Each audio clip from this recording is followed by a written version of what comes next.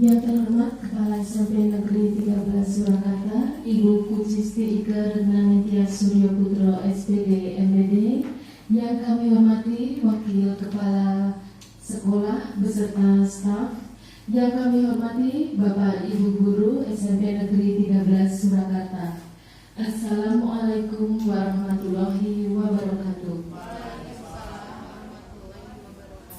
Pertama-tama marilah kita panjatkan puji syukur kehadirat Allah Subhanahu wa Ta'ala yang telah melimpahkan rahmat serta hidayahnya dan juga kesehatan yang terpenting sehingga pada siang hari ini kita dapat berkumpul bersama di ruang guru SMP Negeri 13 Surakarta dalam rangka aksi nyata kolaborasi sosialisasi filosofi pendidikan Ki Hajar Dewantara dan budaya positif di SMP Negeri 13 Surakarta bersama calon penggerak di SMP Negeri 13 Surakarta yaitu Ibu Ria Widiawati dan Ibu Raditya Wardani. Baiklah, sebelum acara kita mulai akan saya bacakan susunan acara pada siang hari ini. Acara yang pertama yaitu pembukaan, acara yang kedua sambutan Kepala SMP Negeri 13 Surakarta, acara yang ketiga yaitu acara inti sosialisasi dari calon guru penggerak, dan acara yang terakhir yaitu penutup. Baiklah, kita mulai acara yang pertama dengan pembukaan. Marilah kita buka acara pada siang hari ini dengan membaca basmalah bersama-sama. Bismillahirrahmanirrahim. Acara yang kedua, sambutan Kepala SMP Negeri 13 Surakarta kepada Ibu Pujisti Ike Renanitya Suryo Putro SPD MPD, kami persilakan. Terima kasih. Bismillahirrahmanirrahim. Assalamualaikum warahmatullahi wabarakatuh. Selamat siang Bapak Ibu. Salam sehat. Gotong royong. Diulang sekali lagi. Salam sehat. Gotong royong. Bapak Ibu yang saya hormati, Bu Ria dan Bu Radit selaku calon guru penggerak. Yang utama dan pertama tentunya marilah kita panjatkan rasa syukur kehadirat Allah Subhanahu wa Ta'ala, Tuhan yang Maha.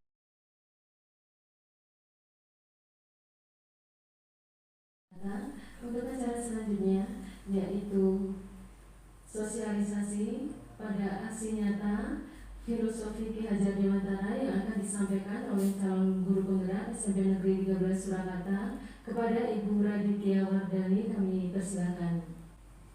Selamat siang Bapak Ibu. Siang. Terima kasih untuk waktu yang diberikan kepada saya. Pada siang hari ini saya akan mensosialisasikan tentang filosofi pendidikan Ki Hajar Dewantara. Kita mengenal semboyan Ki Hajar Dewantara ada tiga, yaitu Engar Sosek Tulodo, Ingmadyo Mangunkarso, dan Tutuli Handayani. Tutuli Handayani ini logonya dipakai di dalam pendidikan. Nah, dari ketiga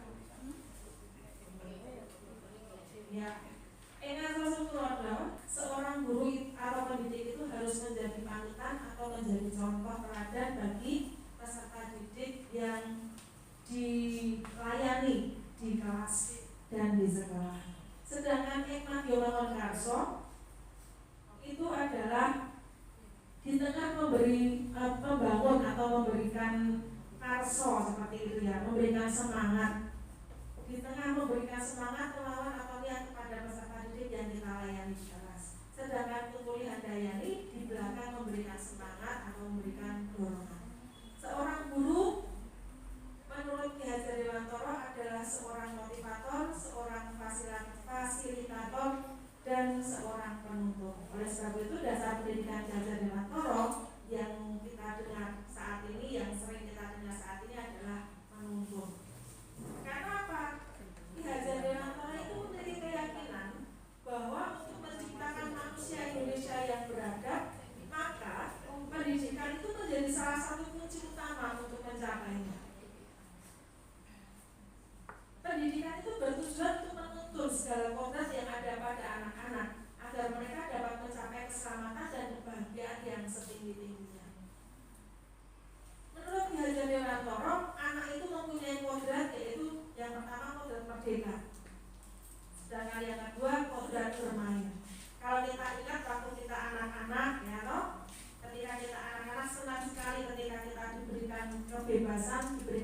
keleluasaan untuk bermain bersama dengan teman-temannya. Kalau saat ini karena hampir 2 tahun anak-anak diberikan batasan-batasan untuk bersosialisasi, untuk bermain dengan bebas bersama dengan teman-teman. Bahkan mungkin saat ini bermainnya terbatas hanya di gadget saja. Menurut Ki Hajar Dewantara, hakikat pendidikan adalah seluruh daya dan upaya yang dikerahkan secara terpadu untuk memerdekakan aspek lahir dan batin manusia. Jadi bukan hanya lahirnya saja dia merdeka, tetapi batinnya juga. Pengajaran dan pendidikan ini dimaknai sebagai upaya membebaskan anak didik dari ketidaktahuan serta sikap dengki dan egois. Menurut Ki Hajar Dewantara, dalam pengajaran harus ditekankan mengenai pendidikan budi pekerti sebagai landasan tiap peserta didik untuk mencapai kemerdekaan sebagai manusia yang dapat memerintah dan menguasai diri sendiri serta menjadi manusia yang beradab. Nah, dalam menuntun ini, dasar pendidikan Ki Hajar Dewantara adalah menuntun. Dalam menuntun ini, pendidik itu diibaratkan sebagai seorang petani, yang merawat bibit. Kalau mungkin ibu-ibu atau bapak-bapak punya hobi bercocok tanam, ketika kita menanam itu tidak hanya dibiarkan. Pengalaman kita menanam bibit-bibit buah di depan di pot itu pengalamannya kan tanah, kemudian dicampur dengan pupuk, kemudian bibitnya ditanam, dan tidak berhenti hanya di situ saja. Kita juga ada setiap Jumat itu kita merawat bibit-bibit yang kita tanam, diberikan air, kemudian disiram, kemudian kalau ada rumput-rumput liar itu dicamputin, kalau ada daun-daun yang menguning kita ambil, seperti itu. Nah, pendidikan juga seperti itu. Anak-anak didik, peserta didik itu adalah seperti bibit-bibit yang kita pelihara setiap hari.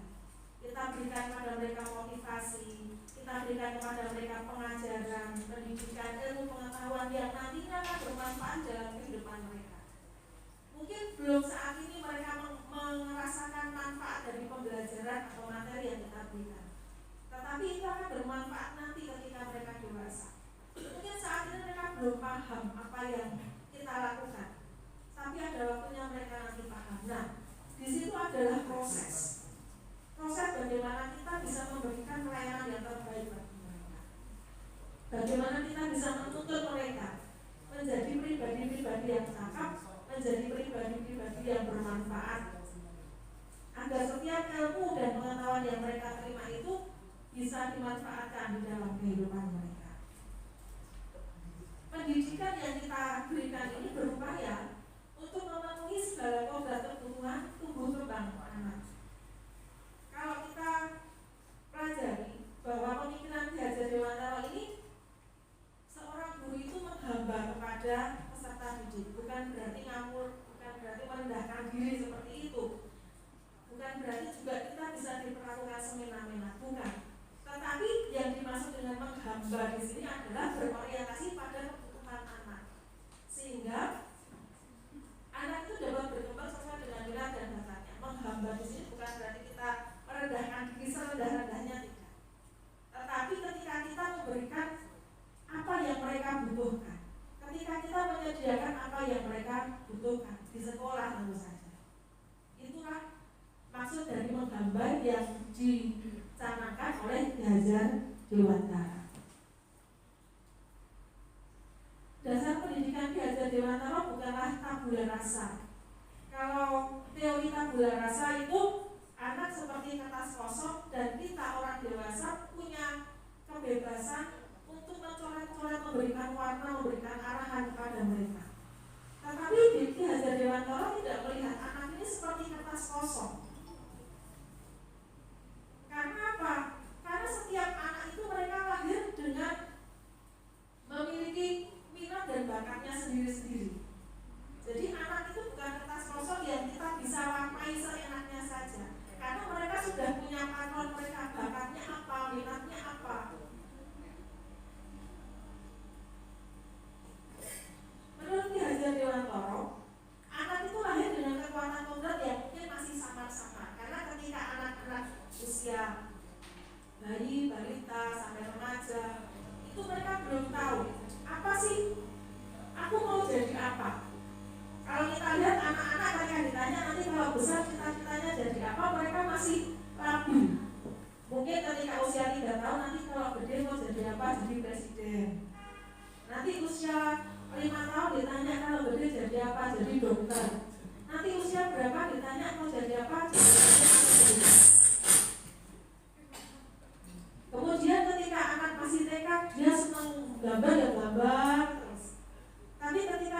SD dia nggak suka gambar, ada yang lainnya lagi. Artinya bakat dan minat anak ini sudah ada sebenarnya, tetapi belum jelas. Nah, tugas kita adalah menuntun, memfasilitasi dan membantu anak itu untuk bisa menebalkan garis yang sama-samanya, untuk anak-anak dapat memperbaiki laku mereka untuk menjadi manusia seutuhnya.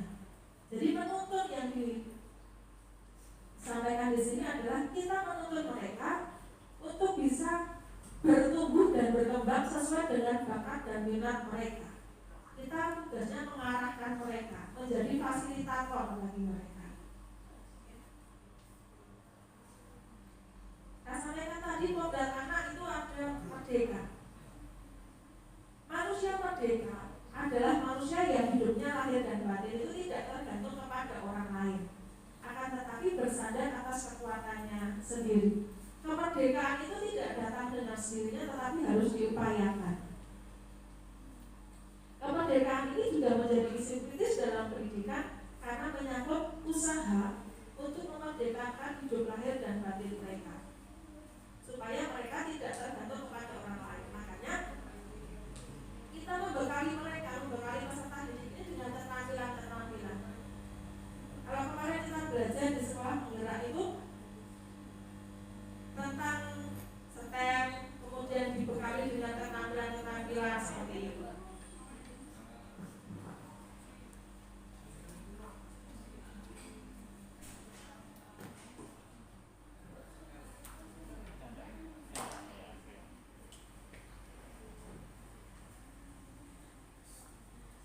Tujuan dari semuanya itu adalah supaya ke depannya mereka bisa menjadi pribadi yang merdeka, bukan berarti merdeka itu sakarape dhewe tidak, tetapi mereka punya keterampilan yang membuat mereka bisa berdiri di atas kemampuan mereka sendiri. Mereka tidak mengandalkan orang lain, tetapi punya kemampuan, punya keinginan, punya kekuatan untuk mereka bisa hidup secara mandiri. Nah, kemerdekaan itu bersifat tiga macam, berdiri sendiri, tidak tergantung kepada orang lain, dan dapat mengatur dirinya sendiri. Dengan demikian, kemerdekaan itu berarti bahwa manusia sebagai makhluk individu sekaligus sosial dapat mengatur ketertiban hidupnya dalam berhubungan dengan kemerdekaan orang lain. Kodrat yang kedua adalah bermain. Bermain adalah kodrat anak. Kita sebagai orang dewasa ini adalah pernah mengalami menjadi anak-anak, sementara anak-anak belum pernah menjadi dewasa. Jadi tugas dan kewajiban kita untuk bisa mengerti kebutuhan mereka untuk bermain. Bagaimana kita bisa mengakomodasi, bagaimana kita bisa memfasilitasi anak-anak dalam kodrat bermain ini. Kita bisa setting pembelajaran di kelas dengan permainan. Saya Bu Ria ini juga seringkali mengatur men-setting pembelajaran dengan permainan seperti snowball throwing. Dulu pernah ya Bu Ria ya. Snowball throwing itu sebenarnya kelihatannya sederhana, hanya kertas dirembat-rembat kemudian dilemparkan. Bukan dilemparkan sakar berdiri, tapi diberikan kepada orang anak yang di sebelahnya seperti itu. Pakai lagu, dan itu menyenangkan. Jadi yang diakan adalah belajar yang menyenangkan, yang tidak membuat mereka tertekan. Seperti itu. Kalau bermain itu kan suasananya menyenangkan ya. Ketika kita sedang bersenang, maka apa yang kita pelajari akan mudah kita pahami, akan mudah kita mengertikan. Itu yang menjadi dasar, menjadi kodrat anak bermain yang harus kita bisa fasilitasi di situ. Ada banyak permainan yang bisa kita gunakan dalam pembelajaran. Matematika dulu pernah ada yang pakai dadu, ada pelajaran apa namanya ya? Satu berapa kali muncul, kemungkinannya berapa? Ya. Kemudian di pelajaran agama yang saya gunakan pakai panah itu dan kemudian pakai ular tangga, bisa menggunakan monopoli. Ada banyak hal permainan yang bisa kita gunakan di dalam pembelajaran di sekolah. Di sini ada beberapa permainan yang pernah dilakukan. Ada monopoli, kemudian ada permainan anak panah yang pernah saya lakukan. Menurut Ki Hajar Dewantara, dalam pengajaran harus ditekankan juga mengenai pendidikan budi pekerti sebagai landasan tiap peserta didik mencapai kemerdekaan sebagai manusia yang dapat memerintah dan menguasai diri sendiri sehingga menjadi manusia yang beradab. Pendidikan budi pekerti atau karakter, yaitu bulatnya jiwa manusia, bersatunya gerak, pikiran, perasaan, dan kehendak atau kemauan yang menumbuhkan energi jiwa manusia sebagai makhluk individu dan sosial yang dapat memerintah atau menguasai dirinya sendiri, mulai dari gagasan, pikiran, atau angan-angan hingga menjadi tindakan. Di dalam bermain tadi juga akan menumbuhkan cipta, rasa, dan karsa. Maka dasar pendidikan oleh Ki Hajar Dewantara juga pendidikan budi pekerti atau karakter. Kita diarahkan untuk menuju pada profil pelajar Pancasila, di mana karakter-karakter ketuhanan, kemudian gotong royong, berkebinekaan global, seperti itu yang akan kita kembangkan nantinya. Kita mempersiapkan mereka memasuki era bukan lagi 4.0, mungkin sudah 5.0 ya Bu ya. Di mana sekarang ada begitu banyak percepatan dan kalau kita tidak persiapkan mereka bisa menjadi lost generation atau mereka juga akan menjadi generasi-generasi yang tidak bisa menghadapi perkembangan atau perubahan zaman. Maka kita akan persiapkan mereka. Karakter-karakter seperti apa yang akan kita sampaikan kepada mereka untuk dikembangkan.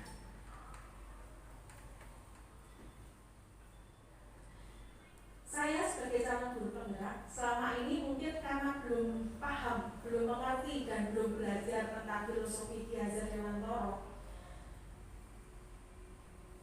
Saya menilai keberhasilan pembelajaran itu dilihat dari tercapaian KKM.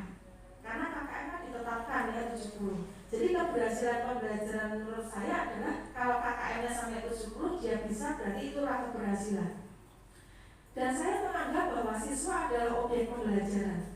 Dan saya sebagai guru adalah satu-satunya sumber belajar. Sehingga pembelajaran itu hanya berjalan satu arah.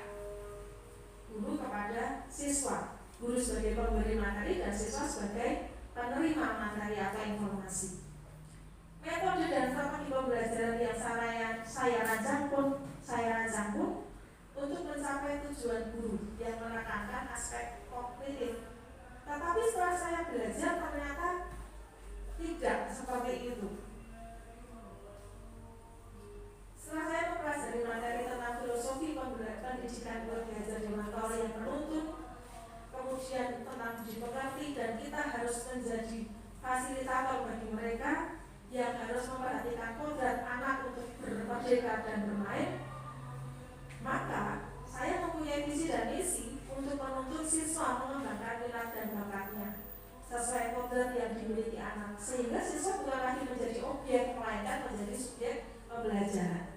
Dan pembelajaran itu tidak lagi menjadi teacher center, tetapi berubah menjadi student center. Yang saya bisa terapkan dalam pembelajaran di kelas yang mencerminkan pembelajaran Ki Hajar Dewantara, merancang pembelajaran sesuai dengan bakat dan minat mereka.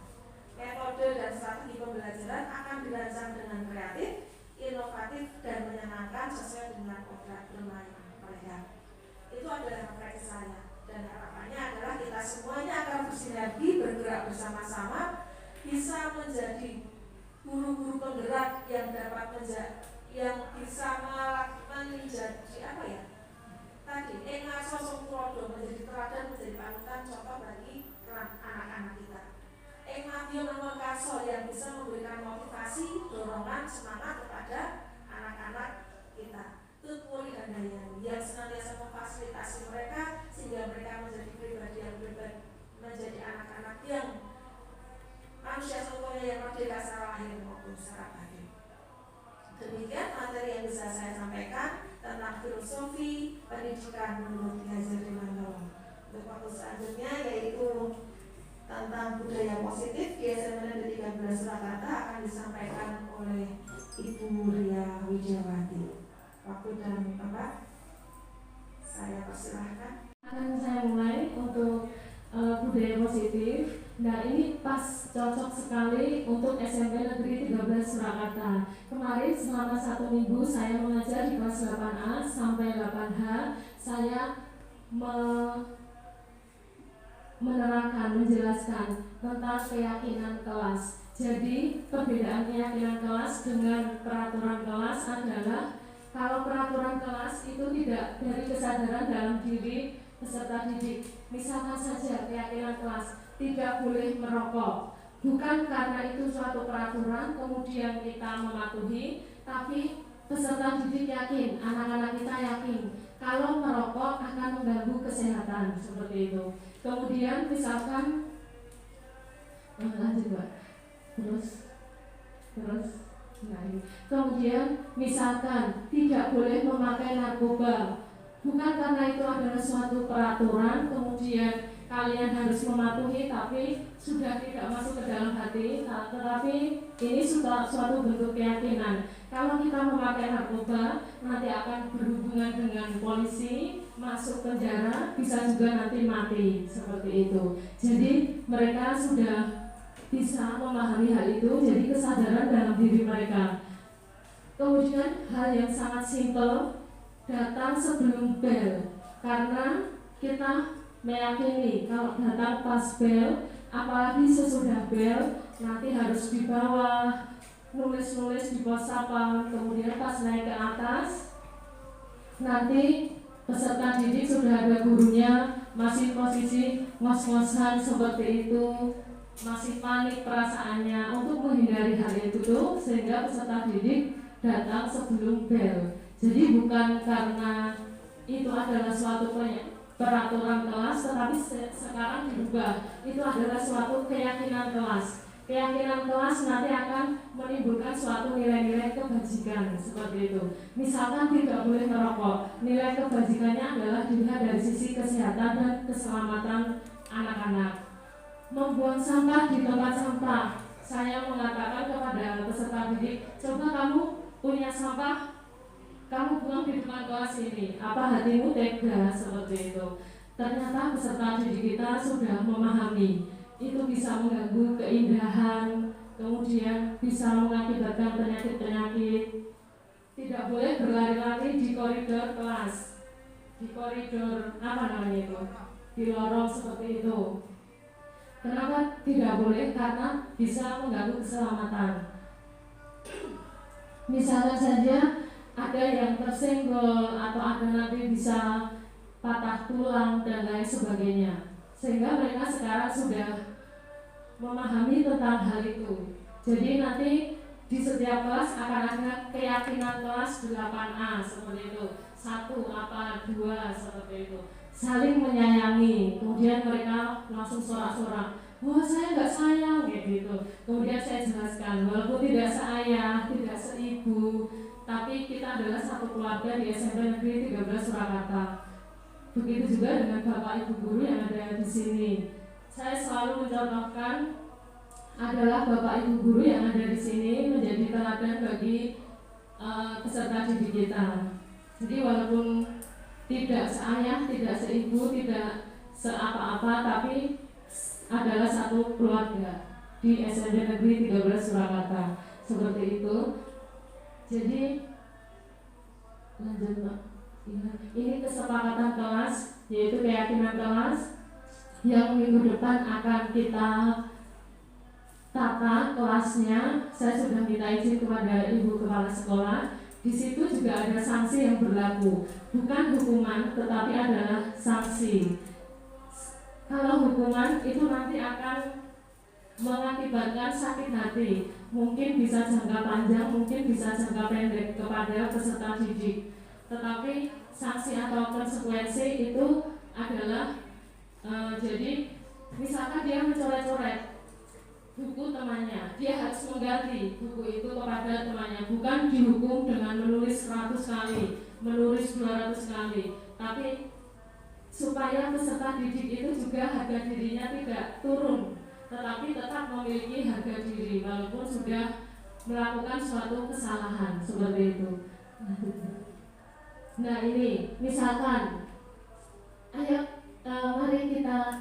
mari kita menjawab ya, mari kita menjawab apa ini? Menulis kalimat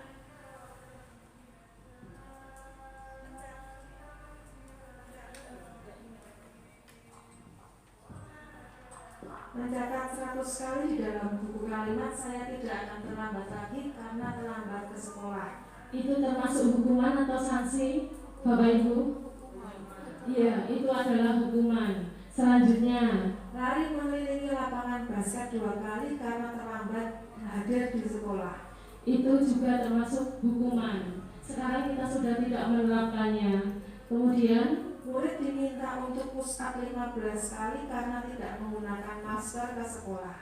Itu juga suatu hukuman. Kalau sanksi, nanti ada suatu sanksi, tetapi pada akhirnya kita akan memberikan masker itu sehingga tidak ada perlakuan rasa mempermalukan kepada teman-temannya yang lain seperti itu. Menggantikan kertas tugas teman yang telah dicoret-coret. Nah, ini akan lebih baik lagi. Dia mencoret-coret buku temannya. Yang harus kita lakukan adalah, ya kamu karena sudah mencoret-coret, bagaimana caranya kamu harus menggantikan buku yang sudah kamu coret-coret itu.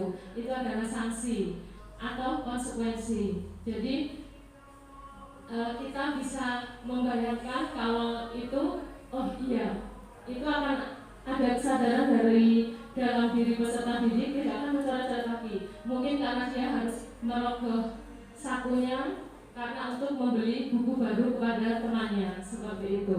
Nih, sudah Bu.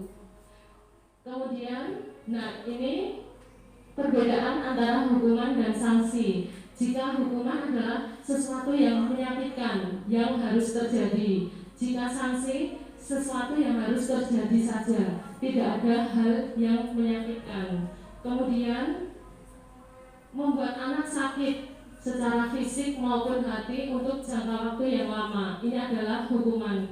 Mungkin kita tidak sadar kita menghukum siswa mungkin secara verbal ataupun non verbal. Kalau sanksi membuat anak merasa tidak nyaman dalam jangka waktu pendek, tetap sanksi atau konsekuensi itu membuat anak tidak merasa nyaman. Memang seperti itu supaya dia tidak mengulangi hal itu lagi, seperti itu. Kemudian jika hukuman itu seperti paksaan, sedangkan sanksi itu stimulus atau tanggapan, seperti itu.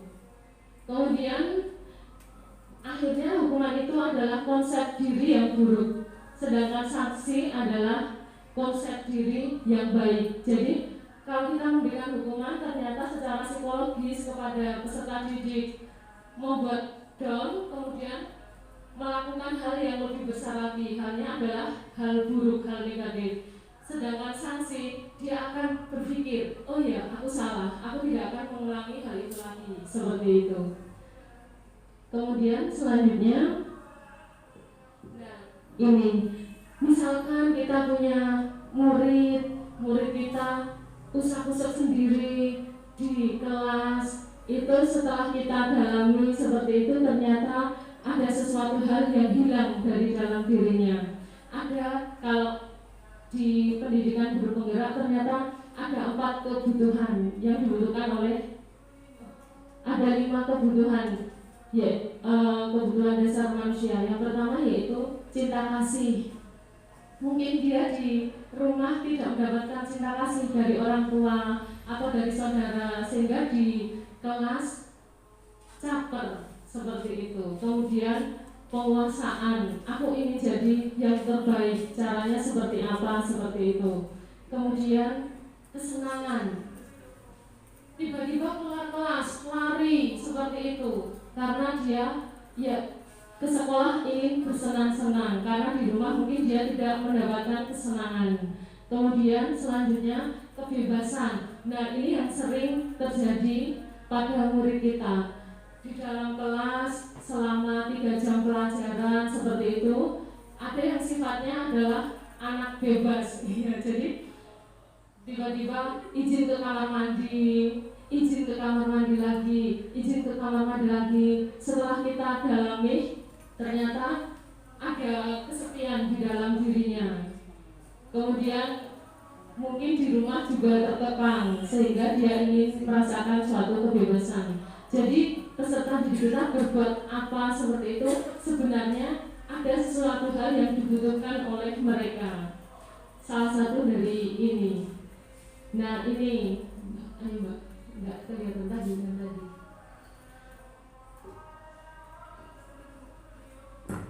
Ibu guru bilang, aku tidak boleh bersenandung sewaktu mengerjakan tugas.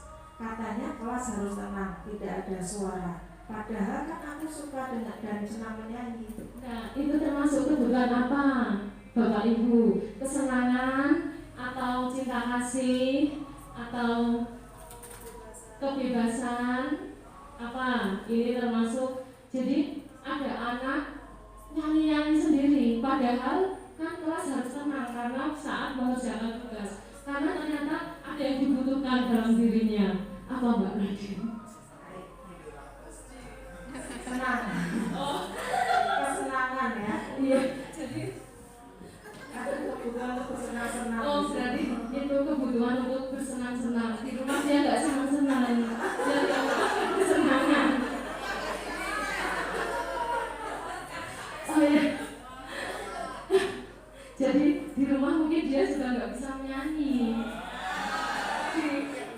Di sekolah akhirnya sebenarnya harus tenang karena kan ada guru menerangkan, kita harus menulis. Dia nyanyi-nyanyi sendiri seperti itu. Itu ternyata sebenarnya ada latar belakangnya. Dia butuh sesuatu yang dibutuhkan. Bukan Bapak benar-benar enggak Pak, tetap menyanyi saja Pak. Ini murid Pak. Selanjutnya, Ibu guru tidak menyampaku hari ini, padahal aku pakai jepit rambut baru. kadang seperti itu. Ternyata mungkin kayak gini seperti itu, ternyata jepitnya baru. Atau nendang-nendang teman karena sepatunya ternyata baru. Tapi kita sebagai guru karena kita konsentrasi untuk mengajar, kita tidak tahu ternyata ya ampun sepatumu baru ya. Gitu loh, sebenarnya anak hanya ingin apa dikatakan seperti itu. Apa ya jadinya kebutuhannya adalah Perhatian, cinta kasih ya. cinta kasih sebenarnya. Jadi mungkin ada loh yang ngefans dengan gurunya sehingga pas besok pelajarannya bapak atau ibu guru ini aku pengen caper, iya, terus beli jepit baru, kemudian pakai jepit baru seperti itu. Selanjutnya, Aku bosan. Masa belajarnya cuma gitu-gitu aja, dengerin ibu guru aja. nah ini adalah kebebasan. Jadi dia ingin bebas, tidak ingin duduk seperti itu saja. Jadi kita sebagai guru ya sebenarnya seperti yang dikatakan oleh Bu Radu tadi, kadang pas minggu ini ya hanya ceramah, kemudian minggu depan kita cari permainan apa seperti itu, minggu depannya mengerjakan. Jadi tidak bisa ditebak oleh peserta didik. Engkau paling ya menulis kayak gitu. Engkau paling ini. Ternyata kita diajak bermain seperti itu. Jadi ditunggu-tunggu oleh peserta didik kehadiran kita. Iya, kehadiran kita. Sudah. Kemudian selanjutnya nada suara. Ternyata lanjut Mbak. Nah, kita ini di posisi apa? Misalkan yang pertama sebagai penghukum, kamu mau apa? Kayak gitu kan. Kurang, ayo Mbak, kamu apa? Kamu mau apa? Itu adalah kita sebagai guru memposisikan sebagai penghukum. Selanjutnya membuat orang lain merasa bersalah. Kamu itu bagaimana? Iya, padahal sama, pertanyaannya sama, intinya juga sama nanti jawabannya. Tapi kita bisa melihat dari nada kita, intonasi kita, ini ternyata kita adalah sebagai ini. Selanjutnya ini enggak apa-apa, sebagai teman. Sebagai teman gimana? Ada kan guru yang memposisikan sebagai teman seperti itu ada. Kamu apa? Kamu mau apa? Ya, seperti itu. Kemudian sebagai pemantau atau manajer, nah ini ya seperti biasa. Kamu mau apa? Seperti itu. Jadi kita sebagai seorang guru ada empat posisi kontrol kita ternyata. Kita bisa sebagai penghukum, bisa sebagai teman, bisa sebagai merasa orang itu bersalah, kemudian yang selanjutnya sebagai pemantau, terus sebagai manajer. Kadang kita harus sebagai manajer, tapi kadang kita juga sebagai teman. Kalau kita sebagai teman terus, nanti kita bisa diremehkan juga. Kalau kita sebagai penghukum terus, ya bagaimana ya? Jadi tergantung situasi dan kondisinya. Jangan kita sebagai teman terus seperti itu. Nanti kita diremehkan, oh alah cuma buria rapopo santai seperti itu.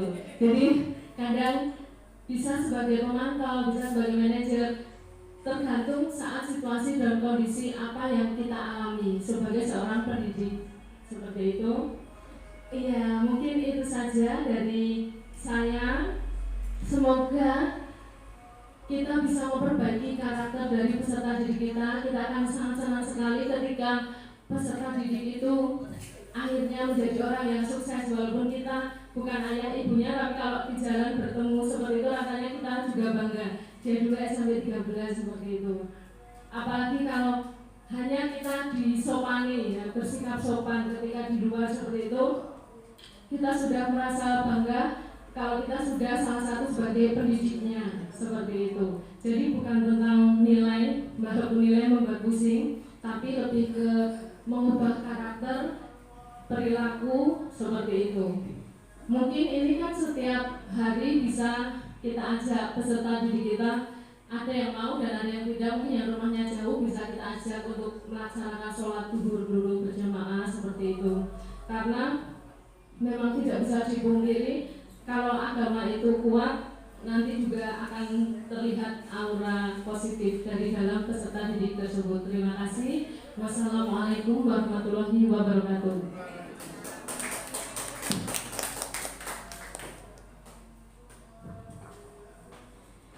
Demikian Bapak Ibu, aksi nyata kolaborasi kami sosialisasi tentang filosofi pendidikan Gaza Dewantara dan budaya positif di SMP Negeri 13 Surakarta. Biarlah apa yang kami sampaikan bisa menjadi ilmu yang bermanfaat buat kita semuanya dalam menjalankan tugas pelayanan kita sebagai pendidik di SMP Negeri 13.